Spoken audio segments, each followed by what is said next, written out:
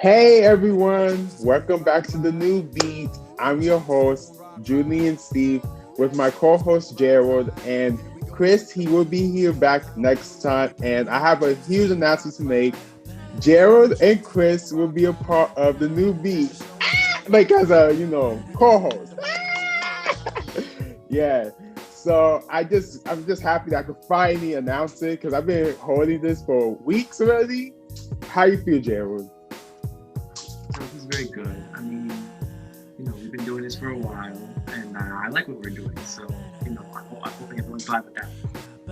Yes, I'm pretty sure they definitely excited too. Hopefully, you guys better be excited.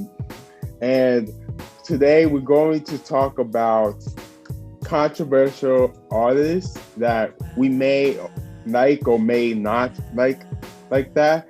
And before I start, I just want to let everyone know there's gonna be a few parts I'm gonna say allegedly because we not entirely sure that this happened, and also that we picked these artists by not only researching but like we know certain things that certain artists that we chosen have done that's problematic in the past, and also we chose only males because for some reason we just picked males. So do not think we just try to be biased towards male artists.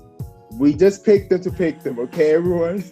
Now, Jared is going to start. So, I want to start off with Chief Keef. We all know him, Chicago drill. Who doesn't know that? But Chief Keef has allegedly abused women, as well as, a lot of gang violence with him. There's no doubt about it. You see it in his videos and his music, but it's just a lot of that. And that's what's been going on with him. Yeah, everything that Jared said is true. I know you're going to say allegedly, but the only allegedly part is him beating up his girlfriend. We're not really sure about that, but there are, if you just search a key problematic stuff, I'm telling you right now, some stuff is going to pop up on YouTube, some stuff is going to pop off like in articles. So it may or may not be true, one or the other, but I do know for a fact he does make problematic music and cause gang violence, and there's actually so much proof of that. Even when I was in middle school, there was so many people trying to be inspired by Chief Keef, and they were in gangs, and we're not even gonna go more in depth with that. But yeah, thank you, Jared, for bringing that up. Do you have any other thing to say about it, or? Honestly, we're not going to deny I love Sosa is a good song. And Yeah. Who doesn't get pumped up when you hear it? But me personally, besides that, like a few songs, I don't really like listen to his music as much, but I can see where the problems may arise with him. Yeah. And I do want to address to everyone that certain people have a certain style when it comes to rapping or singing or the way they structure their lyrics, but there's like a limitation, and Sosa doesn't have a limitation. If you hear the majority of his music is very gang related, but okay, we just go to the artist. Jared, who's the second one? And Mr. Elvis Presley himself. You see, the thing about Elvis, I don't know what he was thinking. Maybe it was the sandwiches he was eating, but for some reason, I don't know. I believe it's allegedly he liked younger age girls. You can go into more detail, Julian, but it's been a while. Yeah. Elvis. Yeah, he allegedly, even though it's possible, because if you research the ages, it's kind of very, very messy. Allegedly, he met his first wife, I believe it's his first wife, when she was around 14 years old, and they were dating. And then they got married around when she was like 20 or 21. But you guys get the problem. She was 14 at the time when they met, and they were allegedly dating. And we all know that's problematic. That's not a good thing. And then on top of that, there was also rumors that it wasn't only her. He dated a few other females that were under the age of 18 too, which is, once again, that's a problematic situation. And I'm going to keep enforcing the word allegedly because we're not really sure, but you guys want to dig deep into this research, you could do it. And also, one thing that Jared did not mention that I'm going to mention is he culturally appropriates from black entertainers, and I know some of you are probably shocked about this, and some of you are not surprised about this either. But yes, he culturally appropriated, and I got so many facts about it. So James Brown, he's a R&B. He also do gospel music too, and he even inspired hip hop artists to form their craft. Long story short, guess who stole? Elvis Presley. And of course, Elvis wasn't the only white artist who stole black style of music. We all know there's a bunch of them, but he was like one of the main artists, and it was so obvious. He even culturally appropriated from Ray Charles. I hope you guys know who these people are, but I'm not sure you guys do. That yeah, he also culturally appropriated from him, and there's more, but we gotta switch to the next topic.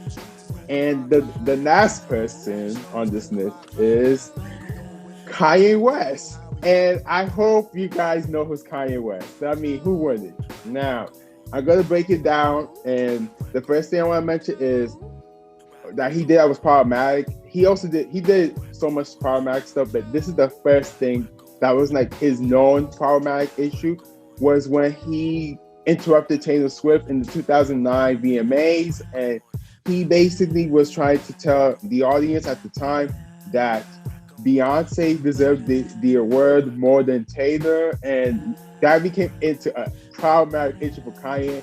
To this day, people still bring that up.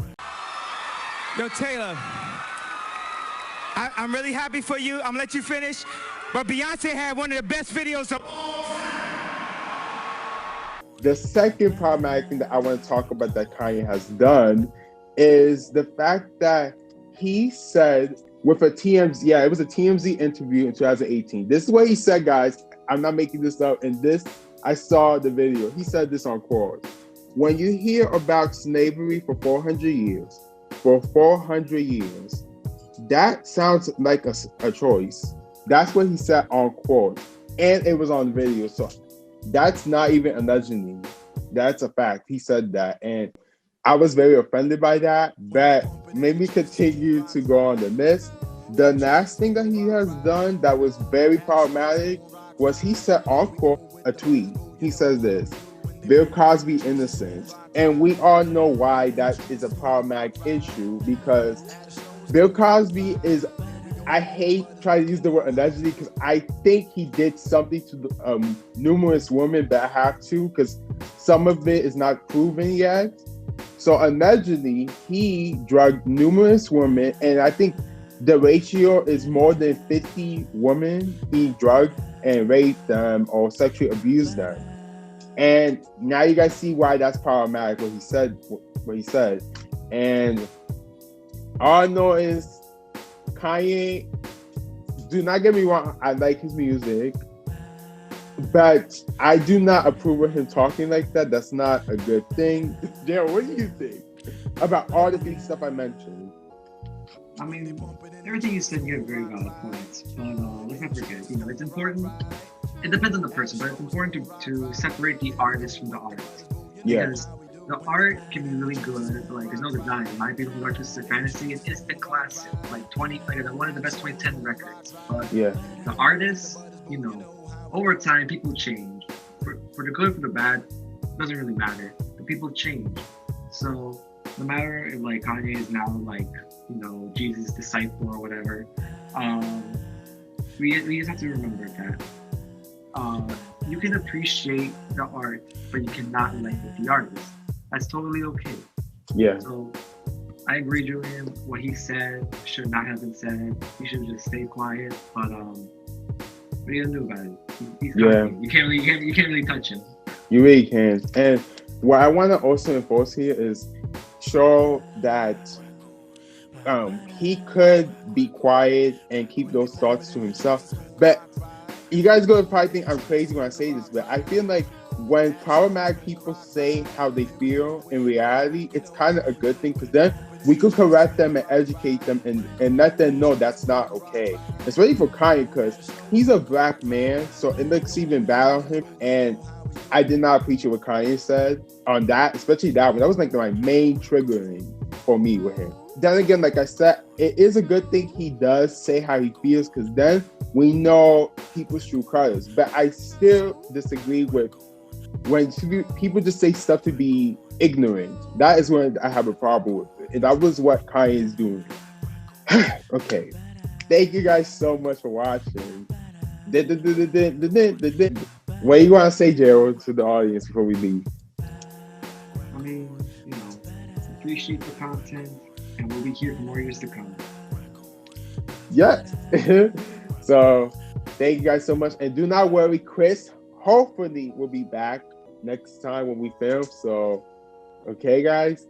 Thank you for watching the new beat. I'm your host, Julian and Steve. My co-host, Gerald. We see you. Peace.